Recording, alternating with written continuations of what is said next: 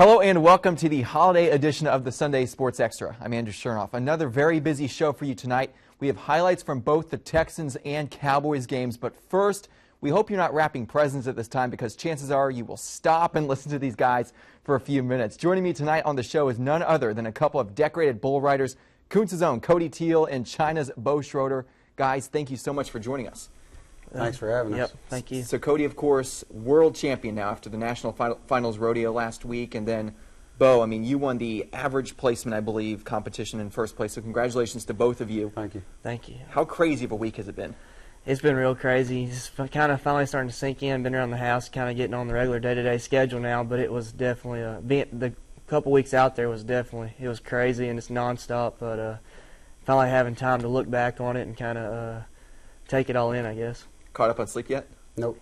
No. Trying. I mean, we're, 2 hours behind out there, and when we come home, it's really hard to flip your schedule. Everybody's having a hard time with it, family and all. You all were out there competing in 10 different rounds, but it lasted, you were telling me, about 18 days? Well, I mean, I left on the 1st. I drove and got there on the 3rd. Oh, so you drove? Yeah. Long drive. Like 24, 26 hours is a long ways, and I left on the 16th when it was over with and got back on the 18th.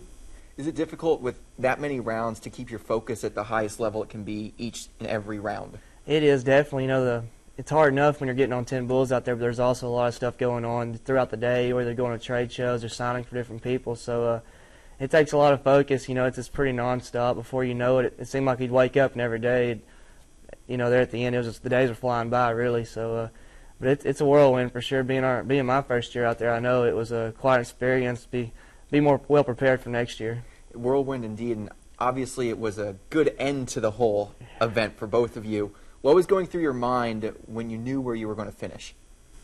Well, neither one of us knew, right? I mean, until the end. Right. I mean, it come down to the last bull, and luckily it all worked out, and Southeast Texas boys brought it back home.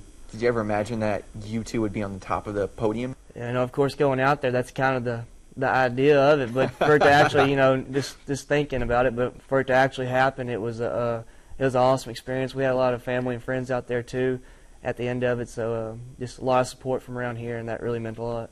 They make a lot of sacrifices for you guys. I come from an area where racing's big, and I know the sacrifice that a lot of parents make to have their kids race go-karts and try to move up. So what's the sacrifice they give to people who want to do bull riding? It's just a lot of miles. Looking at the time, I didn't realize how much it took for them to just want to go every weekend to all the youth rodeos and high school rodeos and all that, and it takes up a lot of time. And now looking back, I really appreciate what they did, and it's hard to imagine how they kept motivated to go every weekend and all that. But it definitely paid off, and it's got me where I am today. So Cody, when did you start becoming interested in being a bull rider? At a young age, you can start out like on sheep and calves and steers. That's kind of the route I took just at a young age, and just kind of progressed over the years in the youth rodeo and high school rodeo, and just kind of stayed steady at it.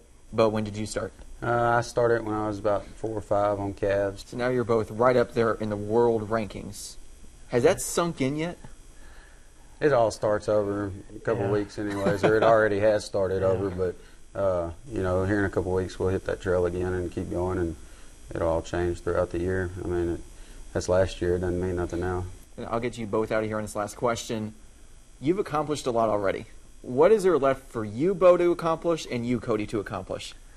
Well, look out. I'm going for the world next year. I mean, that's our goal at the beginning of the year, is to win the world, of course. And, everybody's got the same goal. Cody won it. Now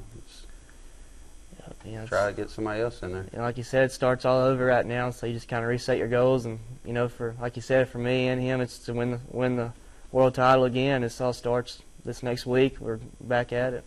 Well, you're definitely making Southeast Texas proud, and Santa's best gift to you, you've already probably got. Yeah. So congratulations to both of you, and wish you the best of luck over the winter season. Thank you. Thank you.